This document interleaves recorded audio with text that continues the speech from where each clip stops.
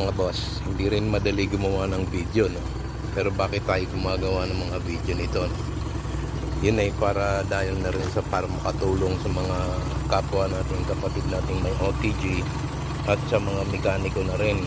Dahil itong mga OTG na ganito, lalo na itong mga 4K na makina, mga vintage na to, no? Karamihan ng mga OTG 4K. Okay, para makapag-adapt tayo sa mga bagong mga pyesa na hindi na natin mabili, katulad nitong igniter. Okay, yung stock na igniter niyan ay wala nang mabilan. Kung may mabilang ka man, mahal. Okay, at hindi ka sigurado na okay na rin. So kung merong igniter umaabot sa mga 3K, okay, ngayon ito yung adaptation natin, in-adapt natin itong distributor na contact point, 1K lang, tapos 300 sa Lazada ito. Okay, so ganun.